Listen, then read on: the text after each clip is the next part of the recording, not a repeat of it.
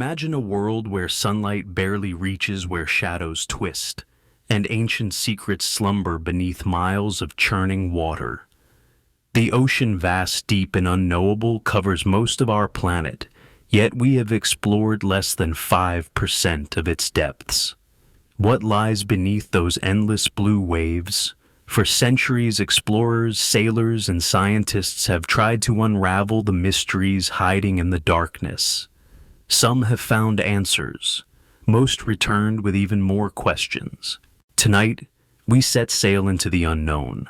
We'll journey from haunted shipwrecks to lost cities, from eerie sounds that echo through the abyss to strange shapes no one can explain.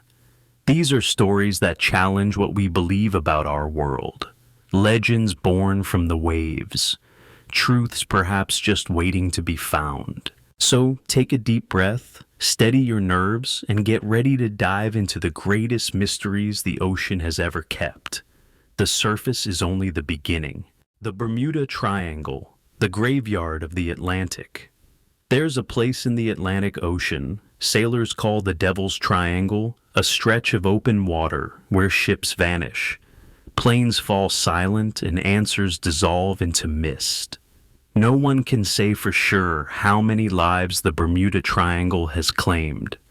The records are full of ships that set out with confident crews and clear blue skies only to disappear as if swallowed whole by the sea. Some call it coincidence, some call it a curse, but all agree the Bermuda Triangle is a graveyard with no gravestones. This patch of ocean, shaped like a rough triangle, stretches between Miami, Bermuda, and Puerto Rico. For hundreds of years, it has whispered its mysteries to every captain brave or foolish enough to pass through. The first stories began long before radios and radar. Sailors spoke of compasses spinning wildly, thick clouds rolling in from nowhere, and seas so calm they felt unnatural, as if the ocean itself was holding its breath.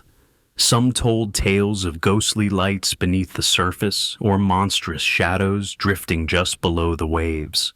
But it was in December 1945 that the world truly began to fear the Triangle. Flight 1905. U.S. Navy bombers on a routine training mission took off from Fort Lauderdale and headed east over warm, glittering water. Radio messages crackled with confusion. The pilots reported their compasses failing the world around them, slipping into haze. Everything looks strange, even the ocean, one voice said. We are entering white water. Nothing seems right. Hours later, their voices faded. Search planes sent to rescue them vanished too. In a single afternoon, 6 aircraft and 27 men disappeared into thin air. After that, the floodgates opened. Stories of missing ships and planes poured in. The Cyclops, a massive Navy cargo ship with over 300 souls aboard, vanished in 1918 without a distress call or trace of wreckage. The SS Marine Sulphur Queen, a tanker nearly 500 feet long, evaporated into the blue in 1963. Private planes, fishing trawlers, even experienced crews all gone, as if the ocean had decided to erase them. Scientists, of course, have tried to offer explanations. The Atlantic in this region is unpredictable. Sudden squalls can whip up out of nowhere, and the Gulf Stream, one of the strongest ocean currents on Earth, rushes past at up to 5 miles an hour, quickly scattering debris. Hurricanes, too, are a constant threat, able to tear apart the largest ships and scatter their remains for hundreds of miles. Methane hydrates trapped deep below the sea floor have even been blamed. If enough of this gas suddenly bubbles up, it could turn the water into froth, robbing ships of their buoyancy and pulling them under in seconds. Planes flying low might even lose lift and plunge into the sea. Still, none of this seems to satisfy the imagination or the families left behind. How does a giant cargo ship simply vanish, leaving no oil slick, no lifeboats, no signal? Why would trained pilots all lose their bearings at once, as if the very laws of nature had bent around them? The Bermuda Triangle, for all its scientific scrutiny, refuses to give up its secrets. That's where the theories get wilder. Some whisper about massive underwater pyramids built by a forgotten civilization, sending strange energies up to the surface. Others believe in rogue waves, mountainous walls of water that can swallow a ship whole in seconds. There are stories of magnetic anomalies, places where the Earth's magnetic field twists and warps, driving compasses mad and confusing even the most advanced navigation equipment. And then there are the tales that leap straight out of science fiction. Time warps, portals to another dimension, or even alien abductions. The military, for its part, usually shrugs and moves on. It's just a dangerous ocean, they say. The Coast Guard insists there's nothing unusual about the Triangle, no more wrecks statistically than anywhere else in the world. But for the families of the lost, that answer rings hollow. When a loved one leaves port never to return, it hardly matters whether science can explain the hole in your heart. For every skeptic, there's a true believer, someone who's seen a ship vanish over the horizon, watched radar blips wink out, or heard a final desperate radio call. The sea is vast, the sky unpredictable. Maybe there is no mystery at all, only the cold, indifferent power of nature. Or maybe in the Bermuda Triangle, something watches from below, waiting to pull the unwary down into the deep. The years pass, but the disappearances continue. New technology brings satellites, GPS, and sonar, yet even now the Triangle keeps its secrets. A small boat vanishes on a clear morning. A plane drops off the radar without warning. Occasionally, a piece of wreckage washes ashore, salt-crusted and battered by the waves, but most are never seen again. So the stories grow. The Triangle becomes a legend, a warning, a question that won't go away. What really happened to Flight 19? Where did the Cyclops go? Why do so many who travel these waters never return? Maybe we'll never know. Maybe the Bermuda Triangle is just a name a mapmaker's mistake, magnified by centuries of fear. Or maybe, just maybe, there really is something lurking in those warm blue depths. Something that wants to be left alone. And as the sun sets over the Atlantic, casting shadows across the restless water, the Bermuda Triangle waits. Another ship, another plane, another story yet to be written. Who will be next to vanish into the graveyard of the Atlantic? The Yonaguni Monument, ancient ruins, or nature's art? Beneath the restless waves off the southern tip of Japan, a mystery sleeps in the gloom. It wasn't discovered by an archaeologist or an explorer with maps and plans. Instead, it was a diver chasing hammerhead sharks. The year was 1986, and Kihachiro Aratake, a local dive tour operator, was searching for the perfect spot to show tourists the underwater wonders of Yonaguni. But what he found that day would baffle scientists, thrill dreamers, and stir up debate that has yet to fade. Picture this: you're gliding through warm blue water. Suddenly the ocean floor drops away, and you see shapes emerging from the darkness, flat terraces, right angles, staircases carved into stone, a great triangle rising out of the silt, the Yonaguni Monument. It looks impossibly geometric, as if it were built on purpose, block by ancient hands. There are broad platforms like plazas, steps and ramps, and a great flat wall. In places, the rocks appear to have been smoothed and squared off their corners, sharp even after centuries under the sea. For many, it was love at first sight. Could this be the lost city of Mu, a fabled civilization said to have ruled the Pacific before the seas rose? Was this evidence that ancient people thousands of years ago built cities more advanced than we ever imagined, only to lose them to the relentless tide? Some divers swore they saw carvings, strange symbols etched into the rock, the faint outlines of faces weathered by salt and time. The monument quickly became an obsession. Archaeologists, geologists, treasure hunters all wanted to see it for themselves. Some, like Professor Masaki Kimura of the University of the Ryukyus, believe that this was no accident of nature. He mapped the monument, cataloged its features: the grand staircase, the turtle-shaped rock, the altar. Kimura argued that only human hands could have shaped the monument so precisely, and pointed to ancient legends of a kingdom swallowed by the sea. But not everyone was convinced. Many geologists insisted the answer was simple natural erosion. The region around Yonaguni is famous for its sandstone and mudstone layers, which fracture along straight lines when battered by earthquakes and currents. Over thousands of years, the ocean carves and polishes these rocks, breaking them apart in rectangular blocks, creating shapes that look artificial, but are in fact entirely natural. Underwater, our eyes seek patterns and order even where there is none.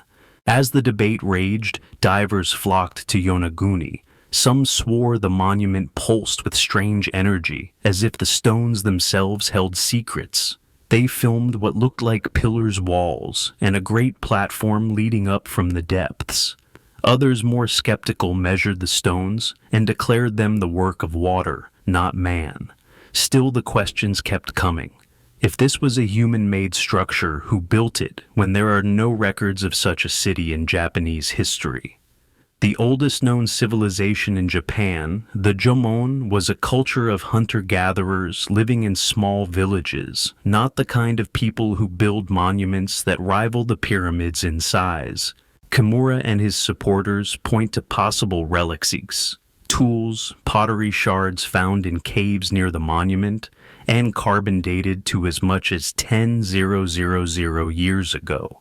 That would make the Yonaguni monument not just old, but ancient, older than the pyramids, older than Stonehenge. Could a civilization have flourished here only to be wiped away by a massive earthquake or tsunami?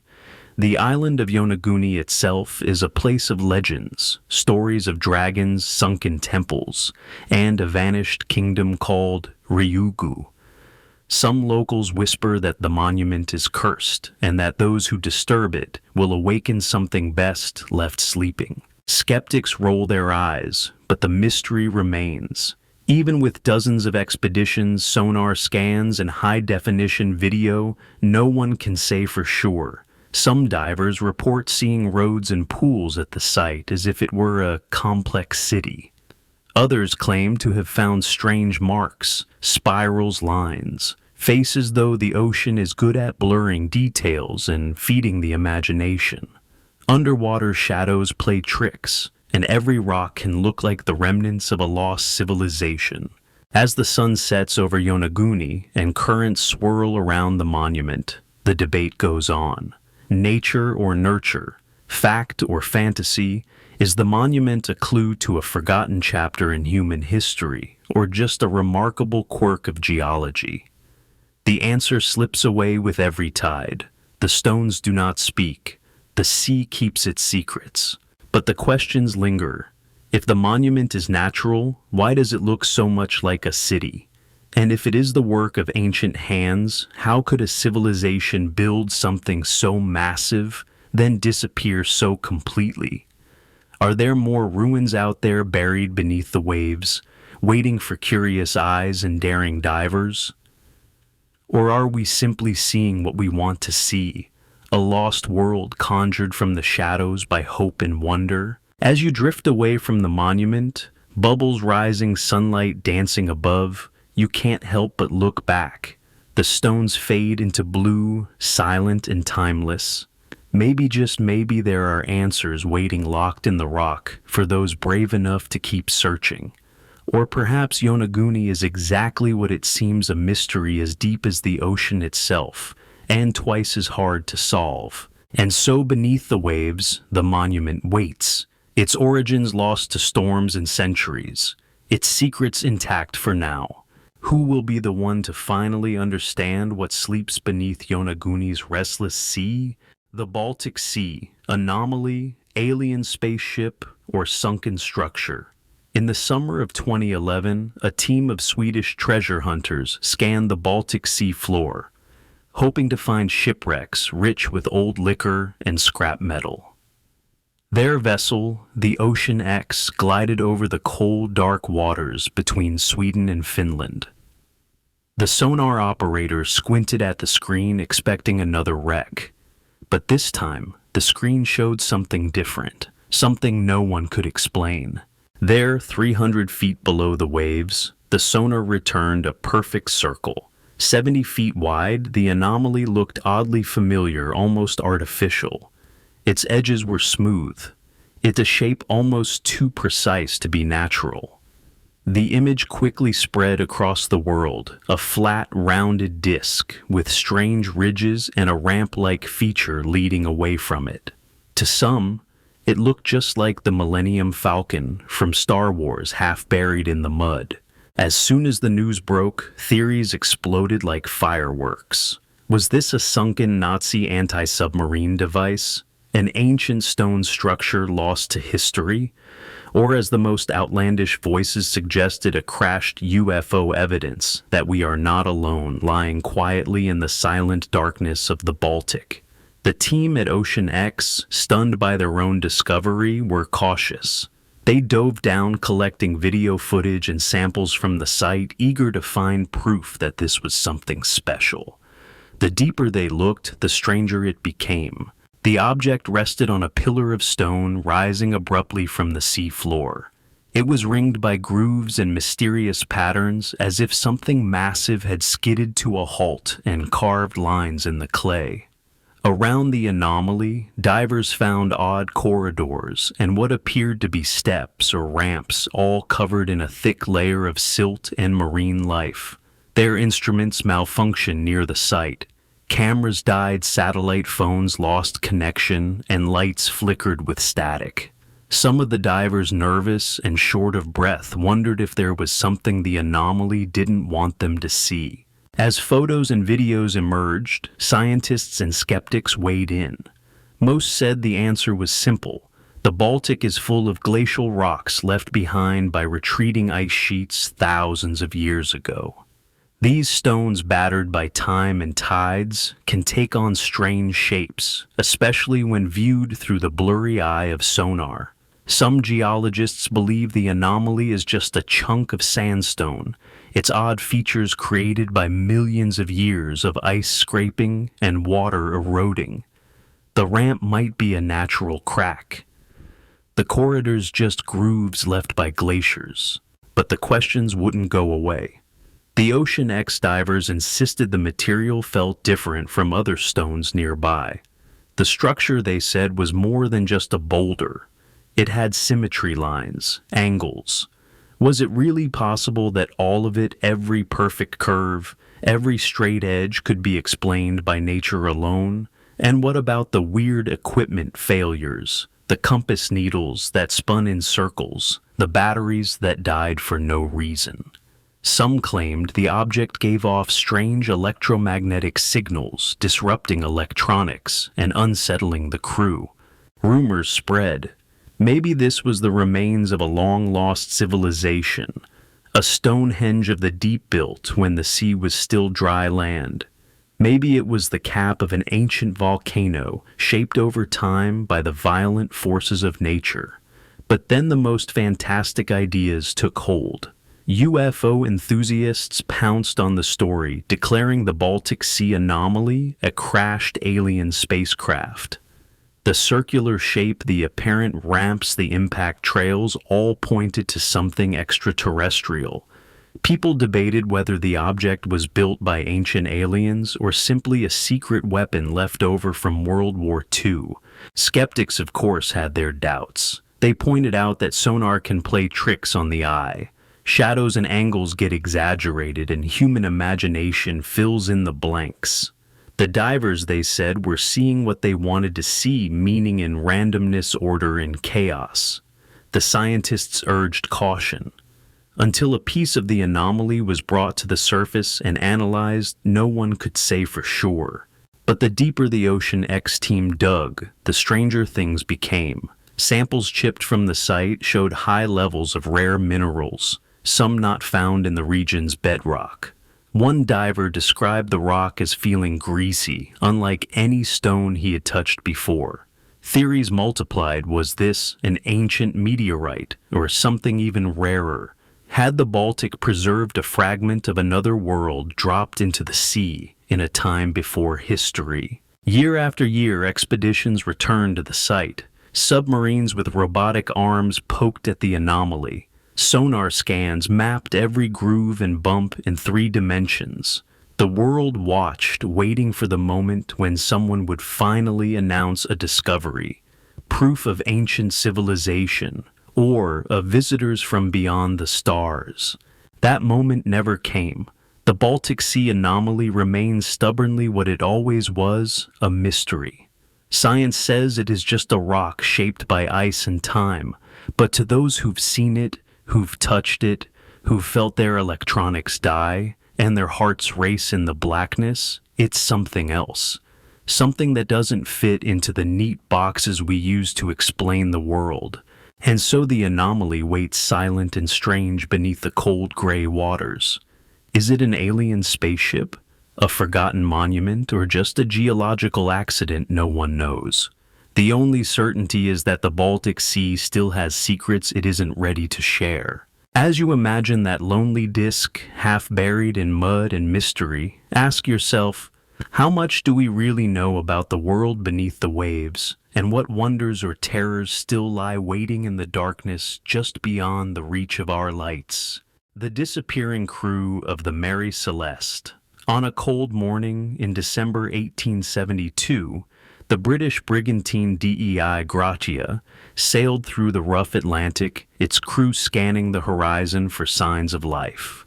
What they saw instead was a ghost, a sturdy American ship drifting silently with its sails half set, moving with no obvious purpose, no human hand at the helm.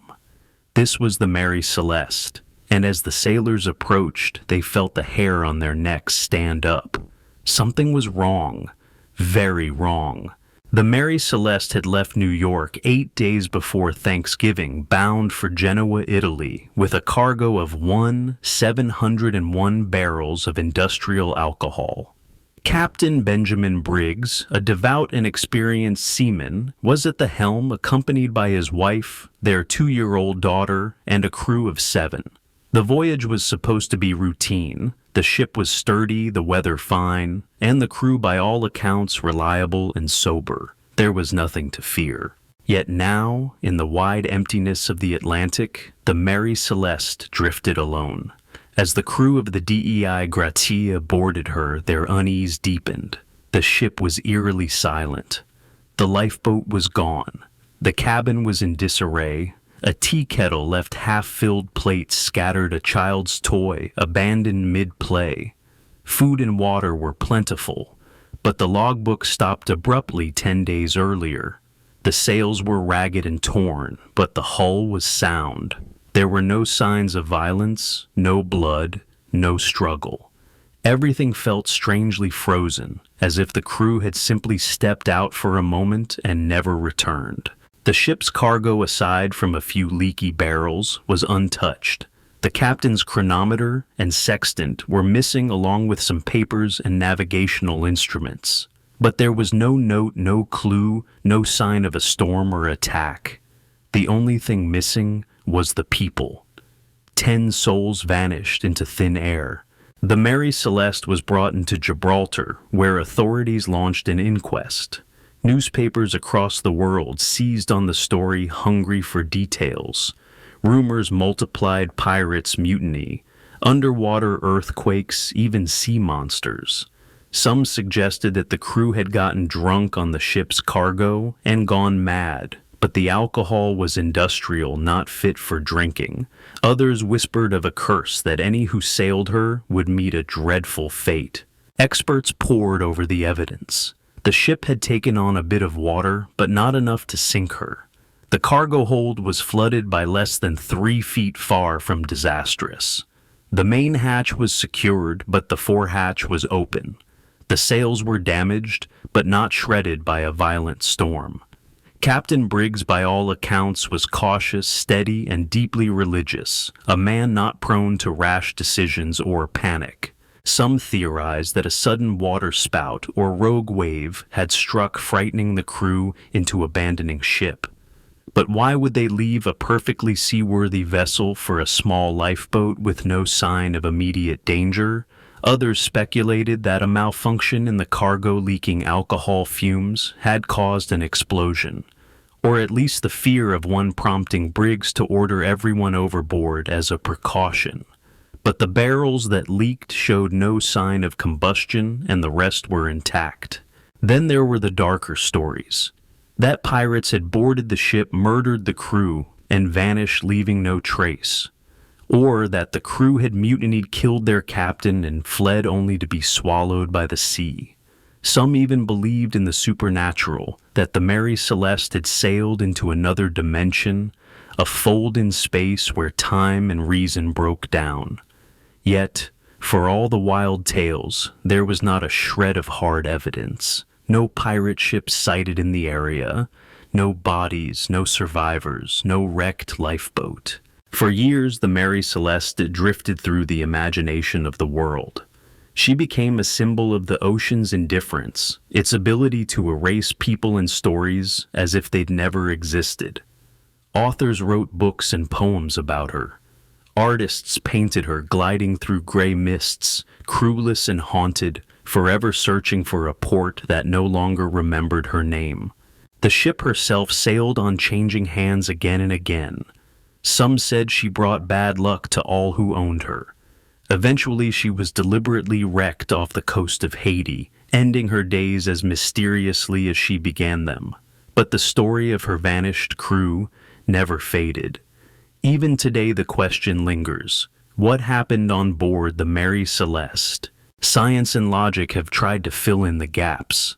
Perhaps Captain Briggs misread the situation. A sudden squall, a shifting cargo, a perceived threat that seemed real in the moment.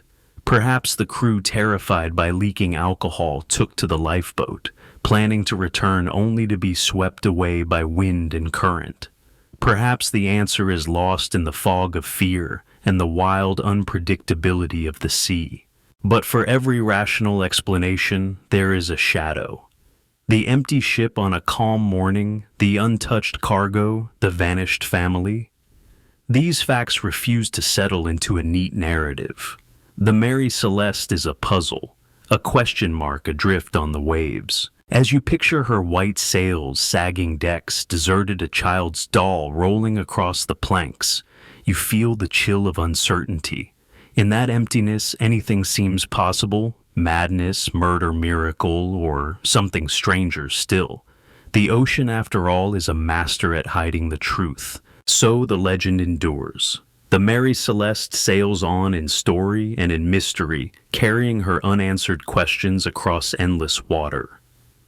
Who or what claimed the crew of the Mary Celeste? Was it the sea itself or something far stranger? Perhaps somewhere the truth remains, waiting silent beneath the waves. The lost city of Atlantis, fact, fiction, or future discovery.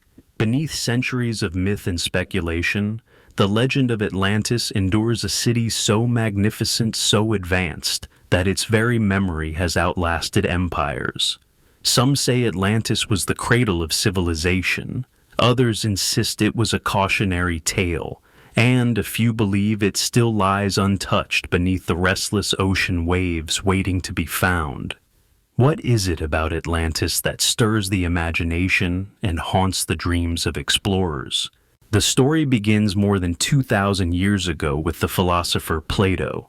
In his dialogues, Timaeus and Critias, Plato describes a mighty island nation beyond the Pillars of Hercules, an empire of wealth and wisdom whose people built grand temples, created complex laws, and harnessed technology lost to time. But pride, Plato warned, was Atlantis's downfall. In a single day and night of misfortune, the island was swallowed by the sea. Lost forever, or so he claimed. For some, Plato's story was allegorical, a warning against hubris and greed. For others, it was an invitation. Generations of adventurers, scholars, and dreamers have searched for Atlantis's ruins. Maps have been redrawn, oceans scanned, and countless fortunes spent chasing shadows beneath the waves. Theories about its location have spanned the globe from the sunken coast of Spain to the Caribbean to the deserts of North Africa. Some claim Atlantis was Antarctica, covered by ice after a cataclysm. Others see it beneath the rocks and ruins of Crete or Santorini, wiped out by volcanic eruption. What makes the legend so stubborn, so compelling? Perhaps it's the promise of lost knowledge. Plato's Atlantis was a place of astonishing achievement. Towering columns, gleaming palaces, bridges over concentric canals. Its people were said to be brilliant engineers, artists, philosophers. A golden age ended in disaster. Every diver peering into the deep, every scientist mapping the ocean floor secretly wonders, could such a place truly exist? Modern explorers have scoured the Mediterranean and the Atlantic, hoping for even a single clue. In the late 1960s, the Bimini Road off the Bahamas captured the world's attention.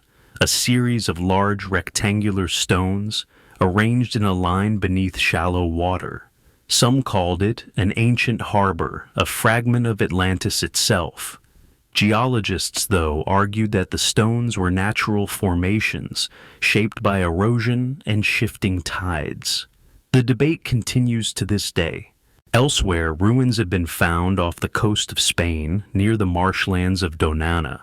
In the Aegean Sea, the volcanic island of Santorini or Thera holds the remains of a Minoan city destroyed in a cataclysmic eruption more than 3,000 years ago. The eruption left a massive caldera, buried homes, and preserved frescoes of a thriving culture, rich, powerful, and suddenly inexplicably gone. Was this the real Atlantis, remembered through the haze of myth and time, or just another coincidence seized by storytellers hungry for answers? Then there are the voices who insist Atlantis is nothing more than a fable. Plato, they argue, invented the tale as a thought experiment, a lesson for his fellow Athenians about the dangers of arrogance. There is no evidence, they say, not a single inscription or artifact that proves Atlantis ever existed. The search in this view is a wild goose chase, an endless loop fueled by hope and fantasy. Yet the mysteries of the sea do not yield easily. Our technology grows ever more sophisticated. Satellites map the ocean floor. Submarines probe the blackest depths. Every year, lost cities emerge from silt and sand, once fabled, now real. In 2000, off the coast of India, divers discovered the ruins of a massive ancient settlement beneath the Gulf of Cambat. In the Black Sea, sonar revealed the outlines of vanished villages perfectly preserved in the oxygen-starved depths. Each new discovery brings Atlantis back to life, if only for a moment. Why do we keep searching? Maybe Atlantis is not just a place, but an idea, a symbol of what humanity might achieve and how quickly it can be lost. The ocean is vast and full of secrets. Even now, explorers hunt for signs of ancient harbors, strange walls, and lost pyramids beneath the waves. Some search for technology crystals, power sources, even machines, believing Atlantis was home to knowledge far ahead of its time. Others seek wisdom, the lessons of a people who dared too much and paid the price. As long as there are mysteries beneath the sea, the legend of Atlantis will survive. It may be found tomorrow or never. Its name may be carved in stone or drift forever on the tide of human imagination. What is certain is that Atlantis haunts us, still proof that we are drawn to what we cannot see, hungry for stories that might one day be true. Imagine just for a moment the lost city rising from the blue marble columns, gleaming in filtered sunlight, streets spiraling out in perfect rings, gardens and statues swallowed by coral and fish. Somewhere in the world's oceans, could such a place still wait its secrets, safe, its people lost, but not forgotten? Or is Atlantis only a reflection, a mirror held up by the sea? showing us both our brightest hopes and our darkest fears, the city that might have been the future that would still be lost. As the tides shift and centuries pass, Atlantis remains half legend, half promise, echoing through the depths. Will anyone ever find it, or will its secret sleep forever beneath the waves?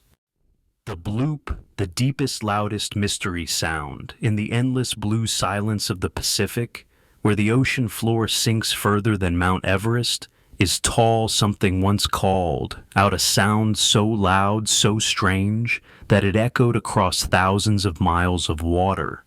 It wasn't a whale or a storm or the groan of shifting earth. It was simply called the bloop. And to this day, it remains one of the greatest unsolved mysteries the ocean has ever given up. The story begins in the summer of 1997.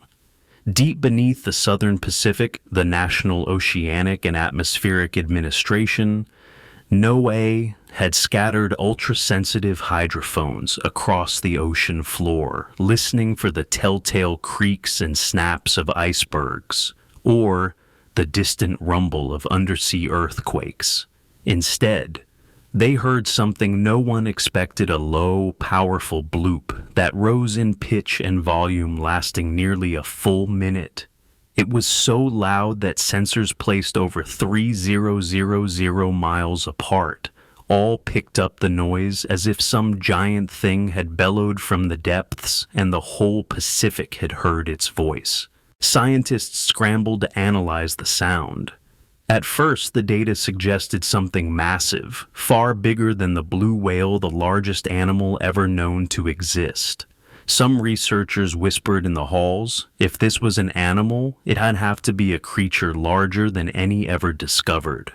Cryptozoologists, monster hunters, and the curious began to imagine what could live in the midnight blackness of the deep ocean, far below the reach of any submarine or sunlight. Audio samples spread online, and listeners everywhere tried to make sense of the bloop. Was it a signal, a call? Some pointed out that the pattern matched the vocalizations of living things, not the sharp crack of rock or the droning hum of machinery. The sound began to spawn stories, tales of ancient leviathans, massive squids, or even unknown creatures from the abyss lurking in trenches no human had ever seen. But the official explanations were cautious. NOAA released recordings inviting the public to guess, but stuck to the data. Some suggested that a gigantic iceberg scraping along the ocean floor could generate a noise of that magnitude, ice grinding against rock, echoing through water as thick as syrup. Others noted that certain underwater earthquakes can create sounds with similar properties, their shock waves bouncing through the Pacific basin like a bell rung underwater. Yet none of these explanations felt quite right. The bloop didn't sound like other quakes or like any iceberg ever recorded. Meanwhile, the mystery grew. The bloop's source was triangulated to a remote spot in the South Pacific, far from shipping lanes, in one of the most unexplored regions of the planet, closer to Antarctica than to any city. There were no islands, no obvious volcanoes, no sunken ships, just endless water and darkness. The place felt haunted, as if the earth itself was trying to tell a story no one could quite hear. As the years passed, new theories bubbled up. Was the bloop a byproduct of secret military tests hidden beneath the ocean's silence? Could it be a geological event unlike any other? A gas pocket exploding from the seabed, or a sudden shift in the Earth's crust?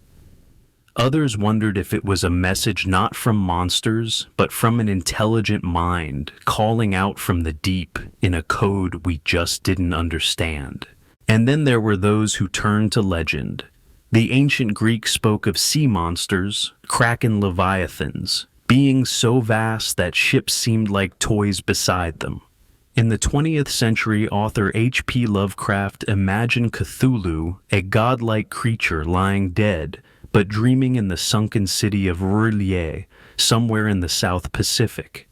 When listeners matched Lovecraft's fictional coordinates to the bloop's real-world location, the story took on a new eerie life. Had fiction and reality collided in the darkness beneath the waves? Scientists, as always, urged restraint. Extraordinary claims require extraordinary evidence. There's no proof, they said, of any giant beast or of a message from another world. Over time, the excitement faded. Later analyses pointed back toward the mundane, likely an icequake, or perhaps the sound of a massive iceberg breaking free and dragging itself along the sea floor. Noah, in the end, quietly classified the bloop as likely ice-related, but the doubt lingered, because the ocean is old and it is full of secrets. Even now, less than 10% of the seafloor has been mapped in detail. There are trenches as deep as Everest, as high valleys as wide as whole countries. And in these dark places, life can thrive in ways we can barely imagine. Giant squid, thought mythical for centuries, are now known to exist, their tentacles measuring up to 40 feet. Colossal jellyfish drift in the inky darkness, lit only by their own soft glow. So perhaps the bloop was only ice, or perhaps it was something else, a call from a creature too large, too deep, too shy for us to find. The mystery is not so much in the answer, but in the question itself. What made the bloop, and what else is out there beyond the reach of our microphones and lights waiting to be heard? In the end, the bloop faded from the headlines, but never from the imagination. For a few brief moments, humanity caught a whisper from the deep, a sound that no one could explain. The ocean, as always, kept its secrets. The bloop remains an echo, a question, a story that may never find its ending. Maybe someday another sound will rise up from the deep and the mystery will begin again. Until then, the bloop waits silent, vast, and unexplained in the cold, dark heart of the Pacific. The Osnabrück, spheres, mysterious objects of the sea floor, far below the waves where light fades to darkness and the cold presses in from all sides. The seafloor is a world almost entirely unknown. It's easy to imagine it as empty, just mud and silence. But sometimes, when explorers dare to look closer, they find things that simply don't belong. Such is the story of the Osnabrück spheres, a series of strange metallic orbs discovered deep beneath the North Sea, off the German coast near the city of Osnabrück. It began as routine research. Marine scientists dragging remotely operated vehicles along the muddy bottom were mapping geological formations when their cameras picked up something unusual, round, gleaming objects half buried in the silt. Not rocks, not fossils. Perfectly smooth spheres, some as small as a marble, others the size of a soccer ball scattered across a patch of the sea floor, where nothing should have survived the currents and tides. The researchers were stunned. They collected samples and brought them to the surface, unsure of what they had found.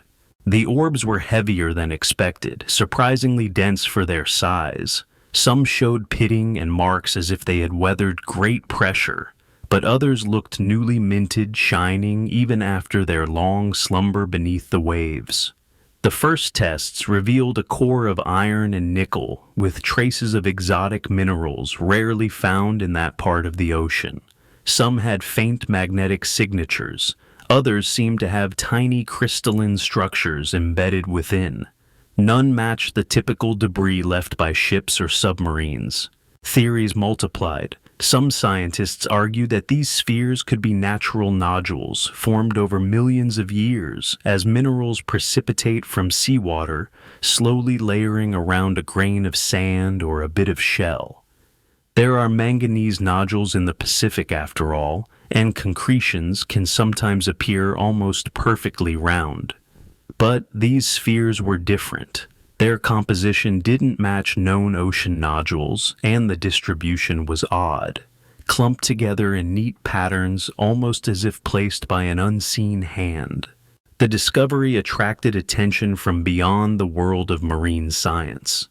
Archaeologists wondered if the spheres could be remnants of some forgotten civilization, proof that people once traveled or even lived on land that has since vanished beneath the sea. The North Sea, after all, was once dry land, home to animals and people thousands of years ago.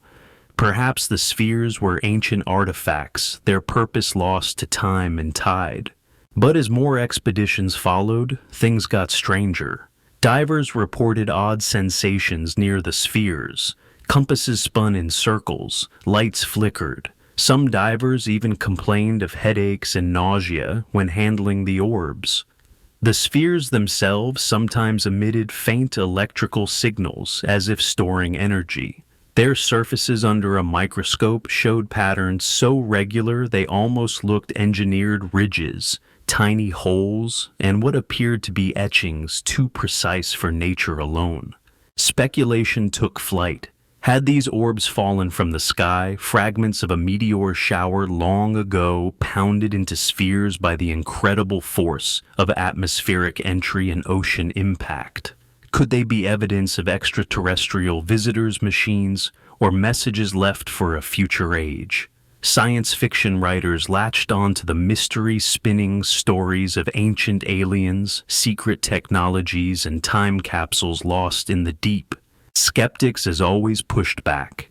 Perhaps the spheres were just industrial waste ballast from old ships or byproducts of metalworking dumped at sea and shaped by currents over decades. Maybe the patterns on their surfaces were nothing but coincidence, our eyes inventing meaning where none existed. But the evidence didn't quite add up. No records of such waste existed in the area. The sheer number and consistency of the spheres was baffling. The mystery caught the imagination of the public. News reports dubbed them the sea's marbles, and some even speculated about hidden powers.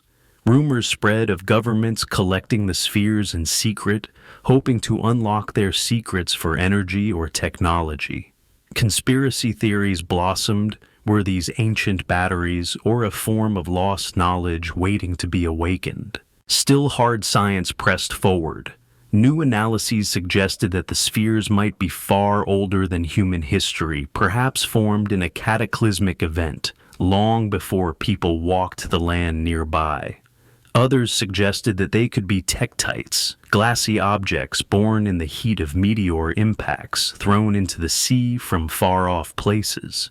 Yet nothing explained the perfect roundness, the patterns, the energy signals. Even now, the Osnabrück spheres rest where they were, found a riddle half buried in sand and speculation. Scientists debate, divers dream, and storytellers fill the gaps with wild tales. Are they messages from another world, artifacts from a civilization lost to time, or are they the simple, stubborn creations of geology, proof that the universe is stranger than we can know? Every time a new sphere is found, the mystery deepens. Each spark of electricity, each spinning compass is another reminder the ocean's floor is not just a graveyard for ships and dreams, but a treasure house of questions. We have barely begun to scratch the surface. Perhaps one day the answer will be found, a code cracked, a pattern revealed, a story told in metal and mineral. Until then, the Osnabrück spheres wait silent and inscrutable in the darkness beneath the waves. Who will be the one to unlock their secret? And what will we learn about the ocean, about our past, and about ourselves when the truth finally rises from the deep? The SS Bachimo, ghost ship of the Arctic. Out in the frozen reaches of the Arctic, where winter never seems to end and the sea itself becomes a graveyard of ice, there is a story whispered among sailors and explorers, a tale of a ship that simply would not die. Her name was the SS Bachimo, but those who encountered her called her the ghost ship of the Arctic. For decades she drifted without a crew, appearing out of the mist and snow only to vanish again, leaving nothing but questions behind. The Beijamo was born in 1914 in a shipyard in Sweden, a sturdy steel cargo steamer designed for the fierce, unpredictable waters of the far north. She sailed for the Hudson's Bay Company, ferrying for food and supplies between trading posts along the remote Canadian coastline. She weathered storms, dodged icebergs, and hauled her cargo for nearly 2 decades before fate intervened. In October 1931, the Beijamo became trapped in pack ice near Barrow, Alaska. The sea froze around her hull, locking her in place as the polar night descended.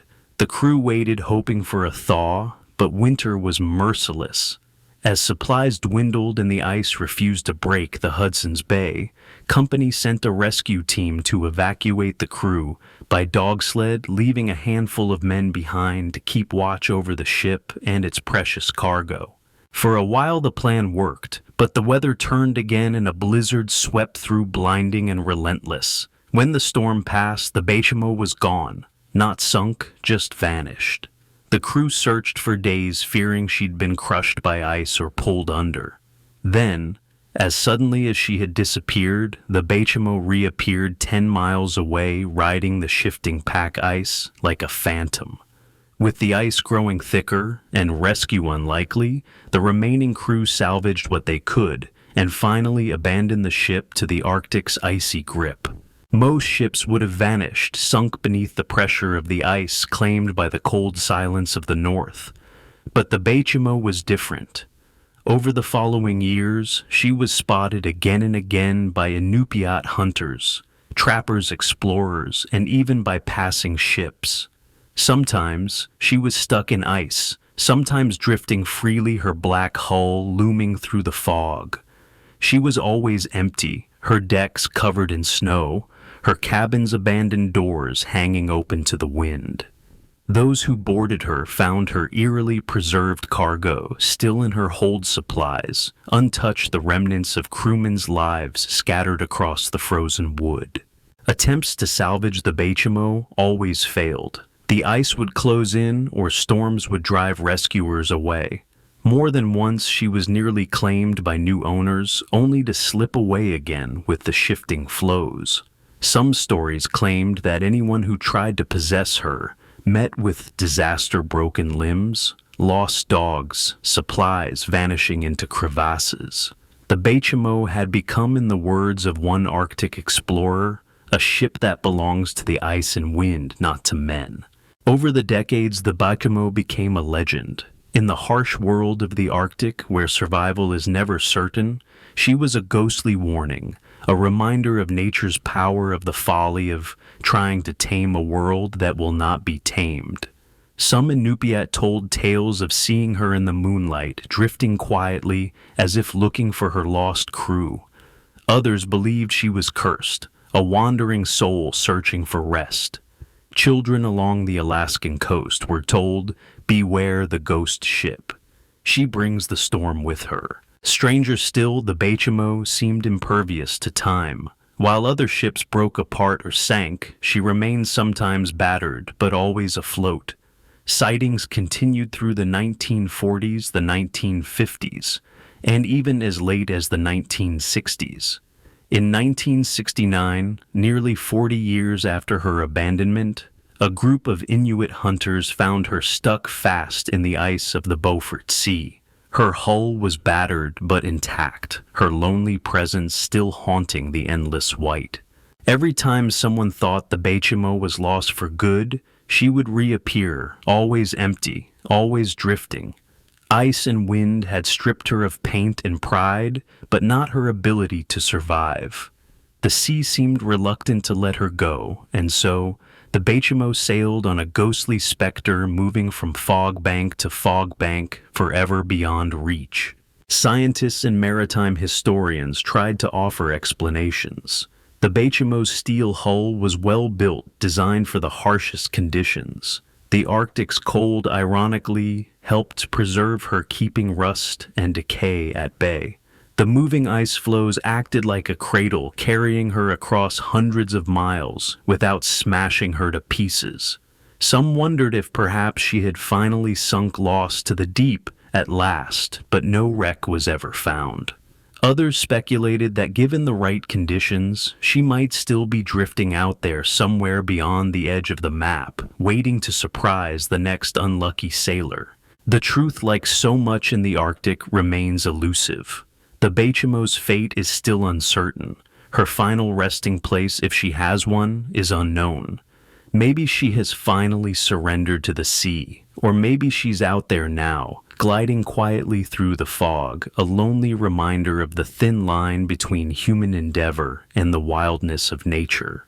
The story of the SS Bechamo is more than just a tale of a ship lost and found. It's a story of resilience, of the ways in which the sea can both take and give, of the mysteries that endure long after the last crew has gone home.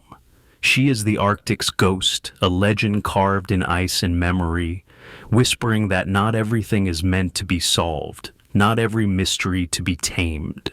So, next time you hear the wind howl over a frozen bay, imagine her silhouette drifting through the mist alone, but never forgotten. A ghost ship still searching for a harbor that will never come. The ocean remains a riddle wrapped in blue, a world where the lines between fact and legend blur with every tide.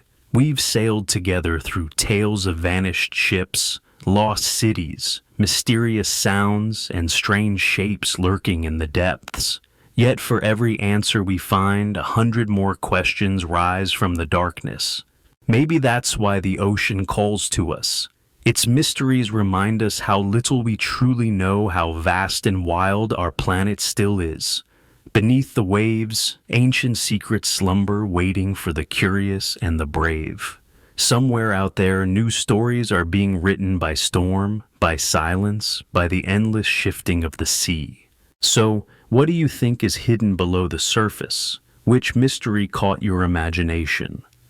Share your thoughts, your theories, or even your own ocean stories. Because the greatest adventures are those we explore together, and the greatest mysteries are the ones that refuse to be solved. Until next time, keep searching, keep wondering, and remember, the ocean story is far from over. Its secrets are still out there waiting for someone to listen.